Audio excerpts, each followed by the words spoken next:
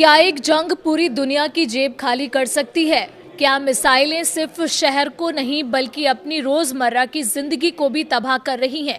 Middle east से उठी ये आग अब ग्लोबल इकोनॉमी को जलाने लगी है। नमस्कार, मैं हूं वंदना त्यागी और आप देख रहे हैं न्यूज़ 18 राजस्थान का डिजिटल चैनल। ईरान इजराइल युद्ध आज 24वें दिन में है, लेकिन हालात थमने के बजाय और खतरनाक होते जा रहे हैं। ईरान ने इजराइल के अराद और डिमोना जैसे बेहद संवेदनशील शहरों पर मिसाइल हमले कर दुनिया को चौंका दिया है। ये वही इलाके हैं जो रणनीतिक और परमाणु दृष्टि से बेहद अहम माने जाते हैं। यानी अब ये जंग सीधे परमाणु ठिकानों के दरवाजे तक पहुंच चुकी है। लेकिन असली कहानी सिर्फ बम और बारूद की नहीं है। असली असर दिख रहा है तेल और गैस की नसों पर। स्टेट ऑफ होर्मुज में जहाजों की आवाजाही ठप पड़ गई है। दर्जनों टैंकर समुद्र में फंसे हैं और पूरी दुनिया में ईंधन संकट का खतरा मंडरा रहा है।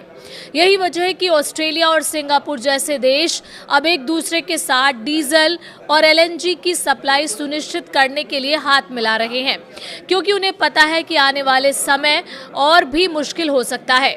इस बीच अमेरिका के राष्ट्रपति डोनाल्ड ट्रंप ने ईरान को 48 घंटे का अल्टीमेटम देकर साफ कर दिया है, होर्मुज खोलो वरना पावर प्लांट्स पर हमला होगा। और डेडलाइन से ठीक पहले उनका संदेश ताकत से शांति इस जंग के इरादे को और साफ करता है। अब असर भारत तक भी साफ दिख रहा है। शेयर बाजार में भारी गिरावट है। सेंसेक्स 1500 अंक टूट गया है। निफ्टी भी धड़ाम है। रुपया डॉलर के मुकाबले रिकॉर्ड निचले स्तर पर पहुंच गया है। हैरानी की बात यह है कि इस बार सोना चांदी भी सुरक्षित ठिकाना साबित नहीं हो रहे हैं। दोनों में गिरावट आई है, यानी निवेशकों के पास भी भरोसे का सहारा कम पड़ता दिख रहा है। और सबसे बड़ा सवाल, क्या ये जंग वाकई जरूरी थी? अमेरिका में हुए सर्वे में 66% लोग मानते हैं कि ये चुनाव की जंग है, यानी बिना ठोस वजह के छेड़े गई लड़ाई। और आधे से ज्यादा लोग मानते हैं कि जंग गलत दिशा में जा रही है।